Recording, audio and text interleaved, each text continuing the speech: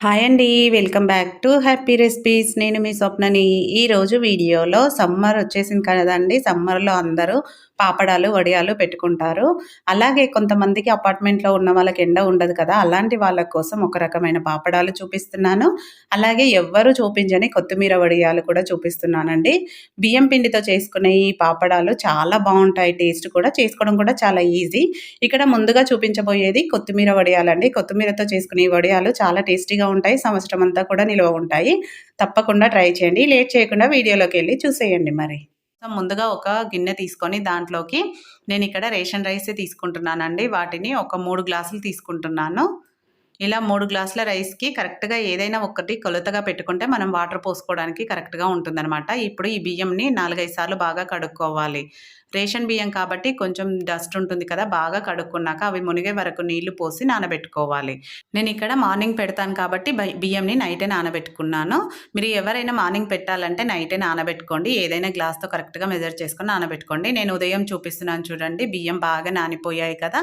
మీరు కావాలంటే డైరెక్ట్‌గా ఇలానే ఉడికించుకోవచ్చు. కాకపోతే నేనిక్కడ మిక్సీ పట్టి చూపిస్తున్నానండి. దానికోసం దీన్ని ఫస్ట్ మూత పెట్టేసి పక్కన పెట్టేసుకుందాం. నేను ఉదయం లేవగానే ఒక 2 టేబుల్ స్పూన్ల సాబుదానా కూడా నానబెట్టుకున్నాను. ఇవి వేయడం వల్ల ఎక్స్ట్రా క్రిస్పీగా ఉంటాయి. ఎక్కువ వేయొద్దండి. ఆయిల్ ఎక్కువ లాగేస్తది. కాబట్టి ఒక 2 టేబుల్ స్పూన్లు వేసుకున్నాను. నేను ఒక 2 గంటల ముందు నానబెట్టుకున్నాను. ఉదయం లేవగానే నానబెట్టుకుంటే మనం ఇది ప్రాసెస్ చేసేలోపు నానిపోతాయి. 2 గంటలే నానబెట్టానండి. ఎక్కువ అవసరం లేదు. నెక్స్ట్ ఒక మిక్సీ జార్ తీసుకొని దాంట్లోకి ఒక 10 వరకు పచ్చిమిర్చి వేసుకోవాలి. అంటే దీంట్లోకి నేనిక్కడ పచ్చిమిర్చి కారమే వేస్తున్నానండి. ఇదే వేసుకోవాలి. ఇది వేసుకుంటేనే టేస్ట్ ఉంటుంది. అలాగే ఒక టీ స్పూన్ జీలకర్ర. అలా అని కారం ఎక్కువ వేయొద్దు. కొంచెమే వేసుకోవాలి. 1.5 టీ స్పూన్ జీలకర్ర, రుచికి సరిపడా కొద్దిగా ఉప్పు వేసేసుకొని వీటిని కచ్చా పచ్చాగా గ్రైండ్ చేసుకోవాలి. నెక్స్ట్ ఒక గిన్నె తీసుకొని మనం దేంట్లో ప్రిపేర్ చేసుకుంటున్నామో ఆ గిన్నె తీసుకోవాలండి. మనము 3 గ్లాసుల రైస్ తీసుకున్నాం కాబట్టి 1:3 అనమాట. ఒకదానికి 3 గ్లాసుల నీళ్లు పోసుకోవాలి. మొత్తం 9 గ్లాసుల నీళ్లు, అలాగే 1 గ్లాసు సగ్గుబియ్యంకి 10 గ్లాసుల నీళ్ళు తీసుకోవాలండి. దీంట్లోకి 8 గ్లాసులు పోసుకున్నాను. మిగతా 2 గ్లాసులు ఒక చెంబులోకి తీసుకున్నాను. ఎందుకంటే మనం గ్రైండ్ చేసుకోవడానికి కూడా వాటర్ ఇవే కావాలనమాట. ఇవే తీసుకోవాలి. సో, అందుకని దీంట్లోకి ఒక 2 గ్లాసుల వాటర్ తీసుకున్నాను. ఇప్పుడు బియ్యంని ఇలా మిక్సీ జార్‌లోకి వేసుకోవాలి. నాకిక్కడ 2 వాయిలకే సరిపోయిందండి. ఎక్కువ వేసుకున్నా పర్వాలేదు. ఎందుకంటే మనం మరీ సన్నగా గ్రైండ్ చేయం కాబట్టి దీంట్లోకి కొన్ని సాబుదానా కూడా వేసుకోవాలి. వాటర్ లేకుండా వేసుకోవాలి. ఇలా వేసుకున్నాక నెక్స్ట్ దీంట్లోకి మనం ఆల్రెడీ తీసి పెట్టుకున్న వాటర్‌నే వాడాలనమాట. ఏ వాటర్ వాడొద్దు. అప్పుడే మనకు పర్ఫెక్ట్‌గా వస్తుంది. ఇప్పుడు దీన్ని మరీ మెత్తగా కాదండి. కొంచెం కోర్సుగా 2, 3 సార్లు పలిసిచ్చుకుంటూ గ్రైండ్ చేసుకోవాలి. చూడండి ఇలా మనకు గోధుమ రవ్వ ఉంటుంది కదా! ఆ విధంగా అవ్వాలనమాట. మరీ మెత్తగా అవ్వొద్దు. మీరు రైస్ అలానే వండుకున్నారనుకోండి, దాన్ని చేయితో బాగా మెదపాల్సొస్తుంది. ఇలా గ్రైండ్ చేసుకుంటే ఎక్కువ మెదపాల్సిన పనుండదు. నెక్స్ట్ మిగిలిన బియ్యం కూడా వేసేసుకొని, దాంట్లోకి మిగిలిన సగ్గుబియ్యం మొత్తం వేసుకొని, కొంచెం వాటర్ వేసుకొని, దీన్ని కూడా అలాగే గ్రైండ్ చేసుకోవాలి. గ్రైండ్ చేసుకున్నాక మనకు మిగిలినాయి కదండీ నీళ్ళు. ఇప్పుడు మనం ఆల్రెడీ స్టవ్ పైన పెట్టేసుకున్నాము వాటరు. ఆ వాటర్‌లోకి పోసేసుకోవాలి. ముందుగా గ్రైండ్ చేసుకుంది ఇలా ఒక గిన్నెలోకి తీసుకొని పక్కన పెట్టేసుకుందాం. ఈ మిగిలిన వాటర్‌ని స్టవ్ పైన వాటర్ పెట్టుకున్నాం కదా! దాంట్లోకి పోసేసుకోవాలి. ఇలా పోసుకొని మళ్ళీ మూత పెట్టేసి హై ఫ్లేమ్‌లో పెట్టి వాటర్‌ని మరిగే వరకు మరిగించుకోవాలి. మరగడానికొస్తే సరిపోతుందండి. మరీ ఎక్కువ మరగాల్సిన పని లేదు. చూడండి ఇలా మరగడానికొచ్చింది కదా! ఇప్పుడు మనం ఆల్రెడీ గ్రైండ్ చేసి పెట్టుకుంది గిన్నెలోకి తీసుకున్నాం కదా! ఇప్పుడు ఫ్లేమ్‌ని లో ఫ్లేమ్‌లో పెట్టి దీన్ని వేసేసుకోవాలి. ఇలా కలుపుతూ వేసుకోవాలండి. లేదంటే ఉండలు కట్టేస్తుంది. ఉండలు కట్టకుండా ఇలా కలుపుతూ వేసేసుకొని, వేసుకున్న వెంటనే కూడా కొద్దిసేపు బాగా కలుపుకోవాలి. లేదంటే ఉండలు కట్టేస్తుంది. ఫ్లేమ్‌ని లో ఫ్లేమ్‌లోనే పెట్టి బాగా కలుపుకోవాలి. ఇలా వీడియోలో చూపిస్తున్నట్టు కలుపుకున్నాక నెక్స్ట్ దీంట్లోకి మనం గ్రైండ్ చేసి పెట్టుకున్న పచ్చిమిర్చి పేస్ట్ ఉంది కదా! అది కూడా వేసేసుకోవాలి. మీరు కావాలంటే జీలకర్ర దాంట్లో వేయకుండా ఇలా వేసుకున్నా సరిపోతుంది. ఇప్పుడు దీనికి సరిపోను ఉప్పు కూడా వేసేసుకోవాలి. మీరు కావాలంటే టేస్ట్ చూసి కూడా వేసుకోవచ్చండి ఉడికినాక. ఇలా కలుపుతూనే ఉండాలి. లేదంటే అడుగు పడుతుంది. దగ్గరే ఉండి మీడియం టు హై ఫ్లేమ్‌లో పెట్టి మధ్య మధ్యలో కలుపుతూ ఉడికించుకోవాలి. పూర్తిగా దగ్గర పడే వరకు కూడా మధ్య మధ్యలో కలుపుతూనే ఉండాలండి. ఈ ప్రాసెస్ అంతా దగ్గరుండే చేసుకోవాలి. అస్సలు మనం వదిలేసినా అడుగు మాడిపోతుంది. దీని టేస్టే మారిపోతుంది. కాబట్టి అడుగు అంటకుండా దగ్గరే ఉండి కలుపుతూ ఉడికించుకోవాలి. చూడండి ఇలా మధ్య మధ్యలో కలుపుతూ ఉడికించుకోవాలి. కొంచెం అడుగు మందంగా ఉన్న గిన్నె తీసుకున్నారనుకోండి అడుగు పట్టే ఛాన్స్ ఉండదు. కాబట్టి అలా చూసి తీసుకోండి. చూడండి ఆల్మోస్ట్ దగ్గర పడినట్టే ఉంది కదా! మీరు ఒకసారి ఇలా తీసుకొని చూస్తే అది మెత్తగా అయిందంటే ఉడికిపోయినట్టే. కొంచెం మెత్తగా అయింది కదా! ఇప్పుడు మనం దీంట్లోకి ఒక గిన్నెడు కొత్తిమీర సన్నగా తరిగి తీసుకోవాలండి. శుభ్రంగా కడిగేసి సన్నగా తరిగి తీసుకోవాలి. తీసుకొని ఇప్పుడు ఈ కొత్తిమీర అంతా దీంట్లోకి బాగా కలిసేలాగా కలుపుకోవాలి. కొత్తిమీర ఎప్పుడైనా లాస్ట్లో వేసుకోవాలండి, ముందుగా వేయొద్దు. అప్పుడే ఆ ఫ్లేవర్ అనేది మనకు తెలుస్తుంది. కాబట్టి ఇలా లాస్ట్లో వేసుకొని మొత్తం అంతా బాగా కలిసేలాగా కలుపుకోవాలి. దీన్ని మెయిన్ కలుపుతూ ఉడికించుకోవాలండి. అప్పుడే మనకు పర్ఫెక్ట్గా ఉంటుంది. ఇలా వేసుకున్నాక 1 నిమిషం పాటు లో ఫ్లేమ్లో ఉడికించుకోవాలి. మనం అన్నం దమ్ముకి ఎలా అయితే ఇస్తామో అలా 2 నుంచి 3 నిమిషాల పాటు ఉంచానండి నేను. 2 నిమిషాల తర్వాత చూపిస్తున్నాను చూడండి, చాలా మెత్తగా ఉడికిపోయింది. ఇలా ఉడకాలన్నమాట. మీరు మధ్య మధ్యలో చూసుకుంటూ ఉండాలి. ఒకవేళ మీకు రైస్ కనుక తేడా ఉండి వాటర్ ఎక్కువ పడితే కూడా ఈ టైంలో కొంచెం వేసుకొని కూడా ఉడికించుకోవచ్చు. కానీ రైస్ అనేది కొంచెం మెత్తగా ఉడకాలి, అప్పుడే బాగుంటాయి అన్నమాట. ఇప్పుడు రెడీ అయిపోయింది. స్టవ్ ఆఫ్ చేసేసుకొని నేనైతే ఇక్కడ పైన పెడుతున్నానండి ఎండకు. వీటిని ఖచ్చితంగా ఎండకే పెట్టుకోవాలి, నీడలో ఆరవు కాబట్టి ఎండలోనే పెట్టుకోవాలి.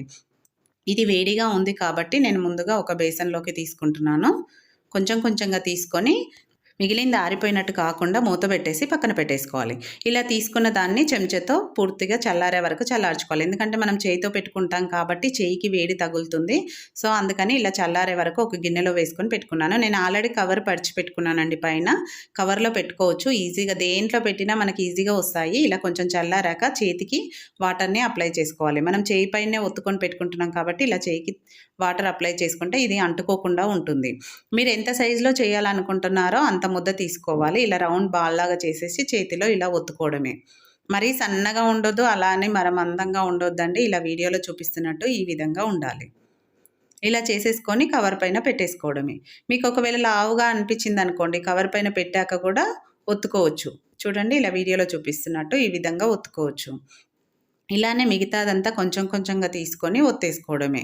మీకు కొంచెం పెద్దగా కావాలి అంటే ముద్ద సైజు పెద్దగా తీసుకొని చేతిపైన కొంచెం ఒత్తి కవర్ పైన కూడా ఈ విధంగా స్ప్రెడ్ చేసుకోవచ్చు. చూడండి, చాలా సింపుల్గా చేసేసుకోవచ్చు. నేను అన్నీ పెట్టాక చూపిస్తున్నాను. ఇలా అన్నీ పెట్టేసుకున్నానండి. నాకు 3 గ్లాసుల బియ్యంకి ఇన్ని వచ్చాయన్నమాట. ఇప్పుడు వీటిని బాగా ఎండనివ్వాలి. ఎండ బాగున్నప్పుడు మాత్రమే పెట్టుకోవాలి. నేను మధ్యాహ్నం 2 గంటలకు చూపిస్తున్నాను చూడండి. ఉదయం 8:30కి పెట్టాను.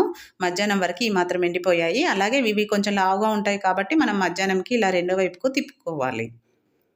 ఇలా రెండో వైపుకు తిప్పుకుంటే అవి బాగా రెండో వైపు కూడా ఎండుతాయి అన్నమాట, కొంచెం లావుగా ఉన్నందుకు. ఈవినింగ్ చూపిస్తున్నాను చూడండి. ఆ రోజు ఈవినింగ్ వరకు ఈ మాత్రం ఎండిపోయాయి. మరీ పర్ఫెక్ట్గా కాలేదు కానీ పర్వాలేదు, ఎండ బాగా ఉంది కాబట్టి ఈ మాత్రం ఎండిపోయాయి. వీటిని మళ్ళీ నెక్స్ట్ డే కూడా ఎండకు పెట్టానండి. పెట్టినాక చూపిస్తాను చూడండి. ఇప్పుడు పూర్తిగా ఎండిపోయాయి. మీకు సౌండ్ చూస్తేనే తెలిసిపోతుంది కదా ఎంత బాగా గలగలా వస్తున్నాయి. ఎండ బాగుందనుకోండి మనకు 2 రోజులలో ఎండిపోతాయి. ఒకవేళ ఎండ తక్కువ కనుక ఉంటే 3 రోజులు పెట్టండి. బాగా ఎండినాక మాత్రమే ఒక డబ్బాలో పెట్టుకోవాలి.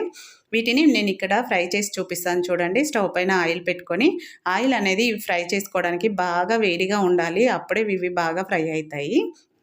మనం వడియాలైనా పాపడాలైనా వేసుకోవాలంటే ఆయిల్ బాగా వేడిగా ఉంటేనే అవి పర్ఫెక్ట్గా వస్తాయి కదా. సో అందుకని ఆయిల్ బాగా వేడయ్యాక ఇలా వేసుకొని 2 వైపులా తిప్పుకొని ఇలా ఫ్రై చేసుకోవాలి. చూడండి, ఈ విధంగా ఫ్రై చేసుకుంటే చాలా బాగుంటుంది. సాంబార్ రైస్కి కానీ ఇంట్లోకి ఎవరైనా గెస్ట్ వచ్చినప్పుడు అప్పటికప్పుడు ఈజీగా చేసి పెట్టడానికి చాలా బాగుంటాయి. డెఫినెట్గా ట్రై చేయండి. చూసారు కదా, రేషన్ బియ్యం ఉంటే చాలండి. ఒక కట్ట కొత్తిమీర తెచ్చుకున్నారంటే ఈజీగా పెట్టేసుకోవచ్చు. చాలా కమ్మగా ఉంటాయి. పిల్లలకి ఈవినింగ్ టైంలో స్నాక్స్ లాగా ఇవ్వడానికి కూడా చాలా బాగుంటాయి. డెఫినెట్గా ట్రై చేయండి. చూసారు కదా, ట్రై చేశాక మీకు ఎలా కుదిరింది అనేది కూడా ఫీడ్బ్యాక్ పెట్టడం అస్సలు మర్చిపోకండి. చాలా టేస్టీగా యమ్మీగా ఉండే ఈ రెసిపీని అస్సలు మిస్ అవ్వద్దు. ఇప్పుడు మన నెక్స్ట్ రెసిపీ వచ్చేసి ఎండతో పని లేకుండా నీడలో ఆరబెట్టుకునే పాపడాలు.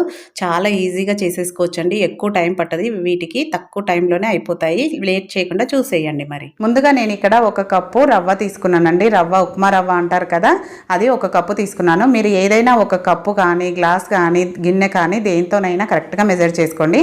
అన్ని దాంతోనే తీసుకోవాలి. ఇప్పుడు రవ్వను మిక్సీ జార్ తీసుకొని దాంట్లోకి వేసుకోవాలి. అలాగే 1 పావు కప్పు సగ్గుబియ్యం కూడా వేసుకోవాలి. సగ్గుబియ్యం వేయడం వల్ల మంచి క్రిస్పీగా టేస్టీగా వస్తాయి. వీటిని మెత్తగా గ్రైండ్ చేసుకోవాలి. ఇది మెత్తగా కాదండి, పిండిలాగా కొంచెం కోర్సుగానే ఉంటుంది. ఇలా ఉన్నా పర్వాలేదు. ఇలా గ్రైండ్ చేసుకున్న దీన్ని ఒక గిన్నెలోకి వేసేసుకుందాం. పర్ఫెక్ట్ కొలతలతో చూపిస్తున్నాను కాబట్టి కరెక్ట్గా చూసి మీరు కూడా ట్రై చేయండి. ఇలా గిన్నెలోకి వేసేసుకున్నాక నెక్స్ట్ మనం దీన్ని ఉడికించుకోవడానికి ఒక పెద్ద గిన్నె తీసుకోవాలండి. అడుగు మందంగా ఉండాలి. నేను ఇలా బగోనీలో చేస్తున్నాను. ఇప్పుడు మనం ఏ కప్పుతో రవ్వ తీసుకున్నామో అదే కప్పుతో 7 కప్పుల నీళ్లు పోసుకోవాలి దీంట్లో. ఇప్పుడు కరెక్ట్గా మీరు చూసుకోండి 7 కప్పులు మనకు టోటల్గా దీనికి 11 కప్పుల నీళ్ళు అనేది కరెక్ట్గా సరిపోతాయండి. ముందుగా దీంట్లోకి 7 కప్పులు వేసుకోవాలి. ఇలా 7 కప్పుల నీళ్ళు వేసుకొని దీన్ని పక్కన పెట్టేసుకొని మళ్ళీ మనం ఆల్రెడీ గ్రైండ్ చేసుకుంది ఉంది కదా రవ్వ సగ్గుబియ్యం, దాంట్లోకి ముందుగా 2 కప్పుల నీళ్లు పోసి ఉండలు అనేది లేకుండా నీట్గా కలుపుకోవాలి. ఇలా విస్కర్ ఉంటే విస్కర్తో కలుపుకోండి, ఉండలు అస్సలు ఉండవు. ఒకవేళ చెంచాతో అయినా కూడా ఉండలు లేకుండా నీట్గా కలుపుకోవాలి. ఇలా కలుపుకున్నాక మళ్ళీ దీంట్లోకి ఇంకొక కప్పు వాటర్ యాడ్ చేస్తున్నాను. అయితే మనకి ఇప్పుడు 7 + 3 10 కప్పుల వాటర్ అయింది కదా. ఇంకొక కప్పు మనం దీన్ని వాటర్లో వేసుకున్నప్పుడు కడిగి వేసుకోవాలన్నమాట. అంటే ఇప్పుడు మనకు కేవలం 1 కప్పు మాత్రమే బ్యాలెన్స్ ఉంది. ఇప్పుడు ఇలా బగోనీలో పోసుకున్న వాటర్ని స్టవ్ పైన పెట్టేసుకోవాలి. నేను ముందుగా దాంట్లో పోసుకున్నాను కదా, తర్వాత కొంచెం పెద్ద గిన్నెలో వేసుకున్నానండి. ఇది ప్రిపేర్ చేసేటప్పుడు మనకు పెద్ద గిన్నె అయితేనే కరెక్ట్గా ఉంటుంది. ఇప్పుడు మూత పెట్టేసి నీళ్ళను మరిగించుకోవాలి. చూడండి, నీళ్ళు ఇలా మరుగుతున్నప్పుడు మనం ఆల్రెడీ కలిపి పెట్టుకున్న రవ్వ ఉంది కదా, దాన్ని మళ్ళీ ఒకసారి కలుపుకోవాలి. ఎందుకంటే రవ్వ అనేది అడుగుకు పోతుంది కాబట్టి ఇలా విస్కర్తో ఒకసారి కలిపేసుకొని అందులో పోసుకోవాలి. ఇప్పుడు ఇంకొక కప్పు వాటర్ ఉన్నాయిగా బ్యాలెన్స్, అది కూడా పోసి గిన్నెలోకి వేసేసుకోవాలి. అది వీడియో క్లిప్ మిస్ అయిందండి. అది 1 కప్పు వాటర్ కూడా వేసేసుకోవాలి. వేసుకొని మళ్ళీ అంతా అందులో ఉండలు కట్టకుండా నీట్గా వెంటనే కలుపుకోవాలి. అసలు ఉండలు అనేది ఉండొద్దండి. నీట్గా ఇలా కలుపుకున్నాక ఇప్పుడు ఐ ఫ్లేమ్లో పెట్టేసుకొని దీన్ని ఉడికించుకోవాలి. దగ్గరే ఉండి ఉడికించుకోవాలండి. దగ్గరే ఉండి కలుపుతూ ఉడికించుకోవాలి, లేదంటే అడుగు పట్టేస్తుంది. మనం సగ్గుబియ్యం వేసాం కాబట్టి తొందరగా అడుగు పడుతుంది. దగ్గరే ఉండి ఇలా కలుపుకుంటూ అడుగు నుంచి కలుపుకుంటూ ఉడికించుకోవాలి. అందుకే మనం అడుగు మందంగా ఉన్న గిన్నెలోనే ఉడికించుకోవాలి. ఇలా 3 నుంచి 4 నిమిషాల పాటు ఉడికించుకోవాలి. ఇది ఉడుకుతున్నప్పుడు మాత్రం మీడియం ఫ్లేమ్లో పెట్టుకోవాలి. ఇప్పుడు ఈ టైంలో మీడియం ఫ్లేమ్లో పెట్టుకొని 3 నిమిషాల పాటు బాగా ఉడికించుకోవాలి. మధ్య మధ్యలో కలుపుతూ ఉడికించుకోవాలి. మనం అడుగుకు కలపకుండా వదిలేస్తే ఉండల్లాగా కడుతుంది కాబట్టి అడుగు నుంచి కలుపుతున్నప్పుడల్లా ఇలా అడుగు నుంచి కలుపుకోవాలి. ఇలా 3 నుంచి 4 నిమిషాల పాటు బాగా కలుపుకున్నాక మనం రవ్వ ఉడికిందేమో ఒకసారి ఇలా చెక్ చేసుకోవచ్చండి. ఇలా చెక్ చేసుకుంటే మనకు రవ్వ ఉడికిపోయింది. ఇప్పుడు దాదాపుగా 4 నుంచి 5 నిమిషాలు అయింది కాబట్టి మనకు రవ్వ ఉడికిపోయింది కాబట్టి ఇప్పుడు నెక్స్ట్ దీంట్లోకి నేను 1 టేబుల్ స్పూన్ చిల్లీ ఫ్లేక్స్ వేస్తున్నానండి. అలాగే 1 టేబుల్ స్పూన్ జీలకర్ర చిల్లీ ఫ్లేక్స్ మీరు వాటర్లోనే వేసుకోవచ్చు. కానీ మనకు జీలకర్ర తొందరగా వేయడం వల్ల కలర్ మొత్తం ఎల్లో కలర్లోకి మారిపోతుంది పిండి, కాబట్టి నేను ఆల్మోస్ట్ ఉడికినాక వేస్తున్నానండి. అలాగే కొత్తిమీర కొంచెం వేసాను. మీరు కావాలి ఫ్లేవర్ బాగుంటుంది అనుకుంటే కొంచెం ఎక్కువైనా వేసుకోవచ్చు. నేనైతే కొంచెమే వేసానండి. ఇంకొంచెం ఎక్కువ వేసుకున్నా కలర్ఫుల్గా కనిపిస్తుంది. ఇవన్నీ వేసుకొని బాగా కలుపుకొని ఇంకొక 2 నిమిషాల పాటు ఉడికించుకోవాలి. మీడియం టు లో ఫ్లేమ్లో పెట్టుకుంటూ దగ్గరే ఉండి కలుపుకుంటూ 2 నిమిషాల పాటు ఉడికించుకొని మళ్ళీ అంతా ఒకసారి కలిపేసుకొని 2 నిమిషాల తర్వాత చూడండి మనకు ఆల్మోస్ట్ రెడీ అయిపోయింది. ఇప్పుడు స్టవ్ ఆఫ్ చేసేసుకొని దీన్ని డైరెక్ట్గా ఇలానే తీసుకోకుండా ఇలా ఒక గిన్నెలోకి తీసుకోవాలి. ముందుగా ఇలా గిన్నెలోకి తీసుకుంటే మనకు చల్లారుతుంది కదా, వేడిగా లేకుండా వేసుకోవడానికి కూడా ఈజీగా ఉంటుంది. మిగతాది కూడా మనకు ఆరిపోకుండా ఉండడం కోసం దానిపైన మూత పెట్టేసుకోవాలి. ఇలా మనకు కావాల్సినంత తీసుకొని దానిపైన మూత పెట్టేసుకొని పెట్టుకోవాలి. నేను ఇక్కడ పాపడాలు వేయడానికి కాటన్ క్లాత్ తీసుకున్నానండి. దాన్ని తడిపి గట్టిగా పిండేసి 2 మడతలుగా వేసుకోవాలి. చూడండి, ఇలా గరిటెతో వేసుకోవాలి. మీరు కావాలి అంటే ఇంకో కొంచెం చిన్నగైనా వేసుకోవచ్చు. వేసినప్పుడు వెడల్పుగా అనొద్దండి, జస్ట్ ఇలా పోసేయాలి అంతే. ఎందుకంటే మనకు స్టార్టింగ్ కొంచెం లూజ్గా ఉంటుంది కాబట్టి అదే స్ప్రెడ్ అవుతుంది. ఎండింగ్కి వచ్చేసరికి మాత్రం కొద్దిగా గట్టి పడుతుంది కదా, అప్పుడు స్ప్రెడ్ చేసుకోవాలి. ఇవి మరీ సన్నగా వేయొద్దు, తీయడానికి కూడా కష్టంగా ఉంటుంది కాబట్టి కొంచెం మందంగానే ఉండాలి. అవి పూర్తిగా ఎండిపోయాక చాలా సన్నగా కనిపిస్తాయి. చూడండి, నేను మొత్తం వేసి ఫ్యాన్ గాలికే ఇంట్లోనే పెట్టేశాను. నెక్స్ట్ డే మార్నింగ్ చూపిస్తున్నాను చూడండి, ఇలా ఎండిపోయాయి. క్లాత్ కూడా ఈ విధంగా అవుతుందన్నమాట. వీటిని నేను 24 అవర్స్ పాటు ఫ్యాన్ కిందనే ఎండబెట్టానండి. పూర్తిగా ఎండిపోయాక చూపిస్తున్నాను. వీటిని ఇప్పుడు తీయడం కోసం ఇలా ఉల్టా వేసేసుకొని దానిపైన నీళ్ళు ఇలా వీడియోలో చూపిస్తున్నట్టు చిలకరించుకోవాలి. ఇటువైపు పాపడం ఉంది కదా, దీన్ని ఇలా ఉల్టా వేసేసుకొని దీనిపైన ఇప్పుడు నీళ్ళు చల్లుకోవాలి. మరీ ఎక్కువగా కాదండి, చూపిస్తున్నా చూడండి, వీడియోలో చూపిస్తున్నట్టు ఇలా చిలకరించుకోవాలి అంతే. అది జస్ట్ తడి అయితే సరిపోతుంది. ఇలా అయితే మనకు పాపడం తీసుకోవడం కూడా చాలా ఈజీగా వస్తుంది. మీకు చూపిస్తాను. ఇలా వేసుకొని మొత్తం అంతా తడుపుకున్నాక ఒక 2 నిమిషాల పాటు అలా వదిలేయండి. వెంటనే తీయొద్దండి. ఒక 2 నిమిషాల పాటు అలా వదిలేస్తే మనకు అది నాని ఈజీగా వస్తుందన్నమాట. 2 నిమిషాల తర్వాత చూపిస్తున్నాను చూడండి. ఈ విధంగా మనం క్లాత్ను జస్ట్ ఇలా లాగినట్టన్నా వచ్చేస్తుంది. లేదు ఒకవేళ రాలేదనుకోండి, మీకు సన్నగా ఉండి ఎలా తీయాలో కూడా చూపిస్తాను. చూడండి, చాలా ఈజీగా ఎలా వచ్చేసిందో పాపడం. ఇప్పుడు దీన్ని ఒక గిన్నెలోకి వేసేసుకోవాలి. నెక్స్ట్ కొంచెం సన్నగా ఉన్నది చూపిస్తున్నాను. ఇది రాలేదనుకోండి, మనం క్లాత్ని ఇలా సాగినట్టు అనేసి కొంచెం ఇలా వేలుతో ఈ విధంగా వీడియోలో చూపిస్తున్నట్టు ఇలా ప్రెస్ చేస్తే మనకి ఈజీగా వచ్చేస్తుంది. కొద్దిగా సన్నగా ఉంటే ఇలా ఉంటుందన్నమాట, రావడానికి కొంచెం కష్టంగా. కానీ మనం వేసుకునేటప్పుడు లావుగా అనిపించినా చూడండి ఎంత సన్నగా వచ్చాయో పాపడాలు. ఇలా తీస్తే ఈజీగా ఎవరైనా తీయగలుగుతారండి. పాపడాలు రాదు అనేది ప్రసక్తే ఉండదు. ఇలా కాటన్ క్లాత్లో వేస్తే చాలా సింపుల్గా వచ్చేస్తుంది. చూడండి, మీకు చూస్తేనే తెలిసిపోతుంది కదా. కేవలం తడి అనేది మాత్రం ఉండాలి. తడి ఉంటే మాత్రం చాలా సింపుల్గా వచ్చేస్తుంది. ఇప్పుడు వీటిని ఒక ప్లేట్లోకి వేసేసుకుందాం. ఇలానే మిగతావన్నీ కూడా నెమ్మదిగా కొంచెం జాగ్రత్తగా తీసేసుకోవాలి. అన్నీ తీసేసుకుంటే ఇవి కొంచెం మనకు తడిగానే ఉంటాయి కాబట్టి నాకు పొద్దున కొంచెం ఎండ వస్తుందండి. అందుకని ఎండకి ఇలా ఒక కవర్ వేసేసి కవర్ పైన వేసేసుకుంటున్నాను. ఎక్కువ కాదండి, ఒక గంట సేపు ఉంటుంది ఎండ. ఆ గంట సేపు కూడా నేను ఎండలో పెట్టి తర్వాత మళ్ళీ అదే గిన్నెలో పెట్టి ఆరబెట్టేసుకున్నాను.